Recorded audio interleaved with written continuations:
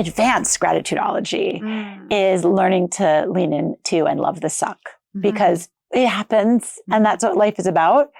You are the most shining example of leaning into the most difficult parts and finding the lessons and just bringing the joy. So when that time came and when you got to that next phase, can we just talk about how you started to move forward? Because I understand 2 months later, you tried to go back to fitness and then you were like, I can't do this. And then you're like, well, now what? So what happened? I think you're faced with this choice and it's so true. It's like, we don't choose our circumstances. Like life is happening at you, with you, for you. You can like look at it all those different ways. We wouldn't choose the circumstances, but like when I started to be like, I have a choice in how I get to show up in this. I don't want this to happen, but it has happened. So for me, it was in like, how do you move forward? And I've struggled with mental health. And, you know, in my high school days, I was bullied a lot and felt like I didn't fit in and had a place. And so I think the wrestling of like, where do I fit in? How do you make good of this? How does this not like spiral you downward? Brene Brown talks about spiraling up towards joy, up towards those moments. And that was the shift for me, was like, how can I spiral upward and not let this be the thing that keeps the blinds drawn, that keeps you from going out and connecting with humans and doing good work? And so we said, let's just use the pain as rocket fuel. And the big snowball for me was great women and now men have come alongside us and say, how can we help? What do you need? And they've just shown up, some with invitation, some without. And they respond to, hey, there's a gap or a need, we can fill that. And so for Lewiston's party, women said, how can we celebrate your son? Like, what a beautiful question to be asked. And I knew if we had just stayed at home and had like this small little thing where you maybe tried to light a candle, I just knew it would have felt too dark and too hard. So what was this party? So for his first birthday, rather than doing like a cake smash and having your kid there, we're just like, let's host a fundraiser. So he passed at 6 months. Yep. So what would have been his first birthday? You were like, basically 6 months later. How do we memorialize this? Yeah. How can we celebrate? How can we bring the joy to this moment? Because it is so sucky. It's like, congrats, you don't have a kid. And I didn't want to sit in the darkness. And so we really intentionally chose. And I have a goal of one day being able to write the check for the $10,000 to fill the gaps just quietly where you need. But I just wanted to say thank you to the hospital and to the team there, because the programs that we were able to experience, like music therapy and all of the incredible nurses and the equipment, like that changed our journey. And I want that for other families. So we hosted a birthday party, charged overpriced tickets. We did a silent live auction. I'd never planned an event to this scale. No idea what we're doing. I was a lunatic. And so I remember being like, oh, by the way, babe, we're doing a live auction. He goes, oh, what are we auctioning off? And I'm like, we're going to auction off our friends, and they're going to do on these dates where they're going to go on dates that give back, helping a medical mom, bring food to the nurses. Because like we don't have the friends that are like, let's auction off a yacht in, you know, the Caribbean. And so I'm like, oh, by the way, we'd love to auction you off and you're going to wear a Speedo.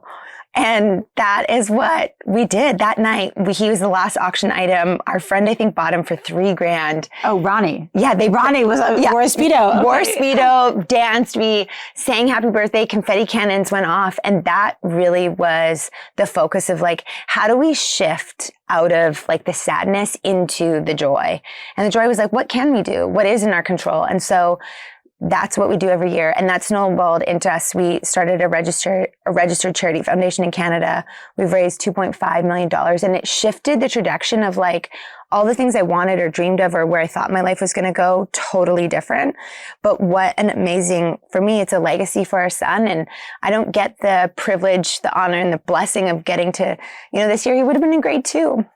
Last year was in grade 1, and those moments where, you know, they plant trees in grade 1 in Canada, and the teacher saw the gap and was beautiful and gave me a tree. But like, those are the moments that can suck you down. And we've just chosen to, in the suckiness, it's like, where can we bring the joy? How can we bring good? How can we, you know, make this count? And that was a real intentional choice for our family. And it continues to be. I don't know if it gets any easier, but it really changes. For me, it's changed how I think and how I look and how I act. How you think, look, and act is infused with joy. And I've heard you also use humor. I've heard you on other podcasts say things that like might rattle some people. A lot of people, yes. Might be shocking, but like, first of all, that you deserve to own however you want to process it. Secondly, other people aren't brave enough to, look, it sucks. Mm-hmm. So you have a choice. You can like crumble, or you can confront it with humor, joy, and somatic movement. Yes. And that's how you choose. So tell me a little bit about that. So now, obviously, I know you at this point in your life, your journey as a keynote speaker, which is to infuse joy and to use your story to just inspire others.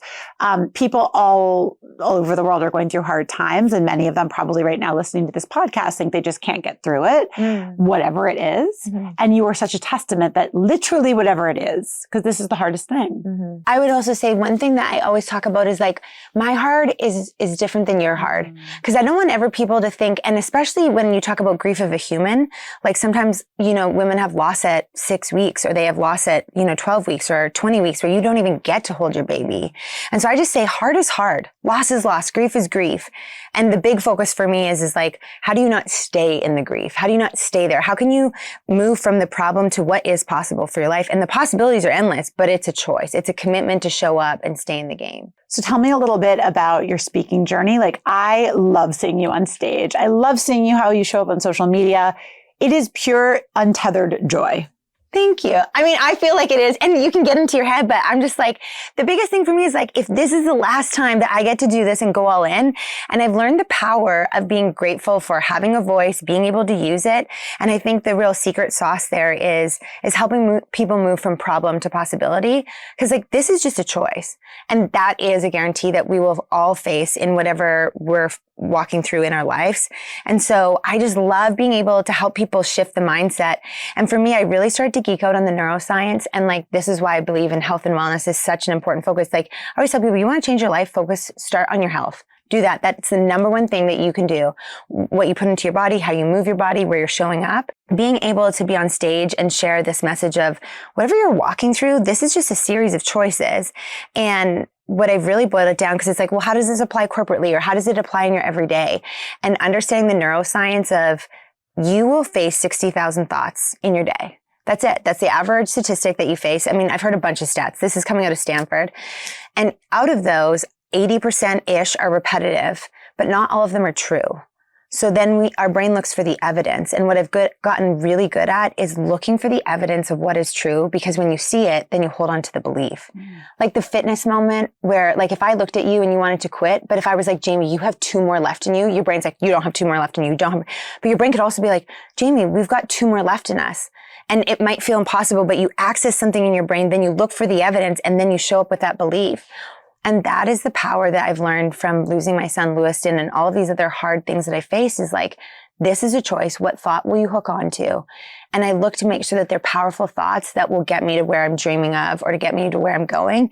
And along the way, because I don't know how many days I'm guaranteed, they say 30,000 is the average. Like, I'm just going to go in and make them count. Because if I don't get tomorrow, I want to make sure I like use today to the best of my ability. I love that. And they say neurons that fire together wire together. So the more you practice finding the evidence of the good, the more your brain intuitively goes there and doesn't immediately think, I don't have 2 more in me. Your brain's like, yeah, fuck yeah. Yeah. I've got it. Right. And then all of a sudden you find this strength that you didn't think you had, but you actually do, because it's a battle in your brain. Let's double click on fitness for one more moment, because I heard that when Lewiston passed, you had the fitness community really rally behind you. Can you just tell me a little about that? I share this story because you just like never know who's watching or walking alongside you. I can't even remember her name. This is how crazy it is. But she came to my spin class. She had this beautiful curly hair, and she would sit in the 3rd row in the corner in the back. We had made our journey public on social media, and we just said, hey, we're going to accept help. And our friends posted this meal train, and people started showing up, and I would look at the names because, you had the schedule of when food was going to come. I had an allergy. And so you're like, and this lady came to the door, and she walked in with this dinner and set it on my counter.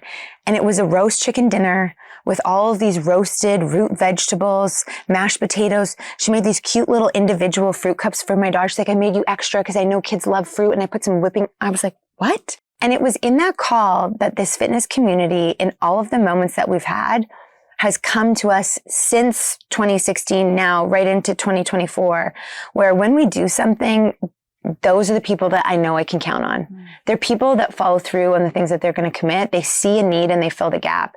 And we host a fitness fundraiser, and that energy in that room, every time we do that fundraiser, I know, but 100 bikes on the rooftop in downtown Calgary, it's like, I feel like I could accomplish anything with that energy and that goodness. And I think it's just people willing to be their best selves. Those are the people that show up.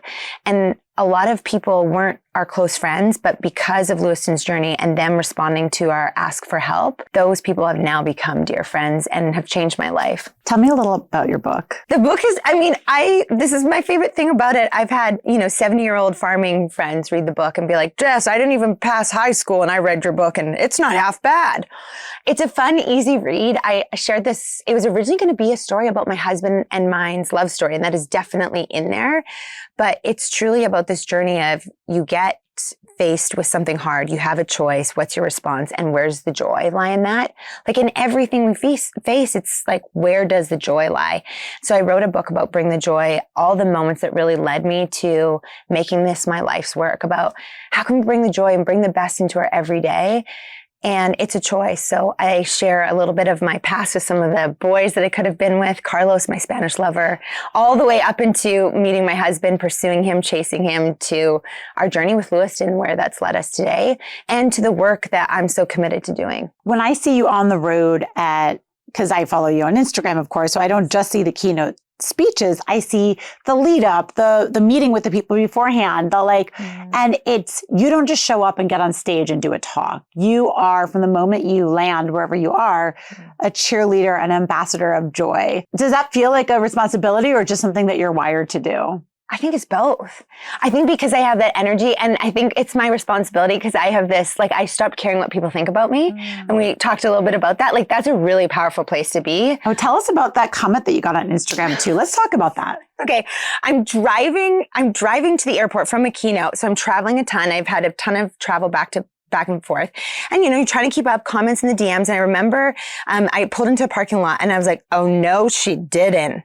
And the comment was like, who's at home taking care of your kids? Do you even care about your kids? You sure travel a lot. It seems outrageous. Just digging in. And I just remember setting up my phone on the steering wheel, and it was like, my life doesn't need to make sense for the strangers on the internet.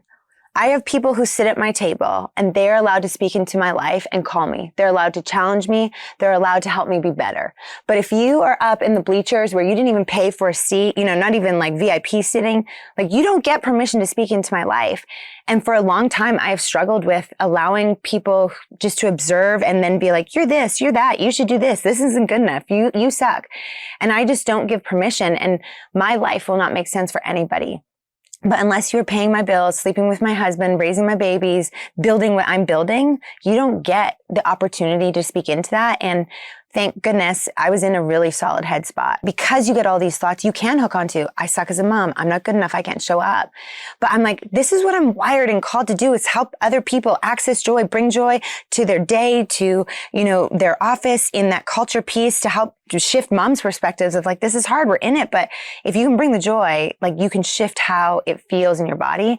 And so I take great responsibility in that. And thank goodness I was in a spot. I just posted on social media being like, you don't get to have an opinion about my life. And if you do, that's your business, not mine. Mm-hmm. And that felt so good to stand in that power. And we don't ask men that when they travel all the time. We really don't.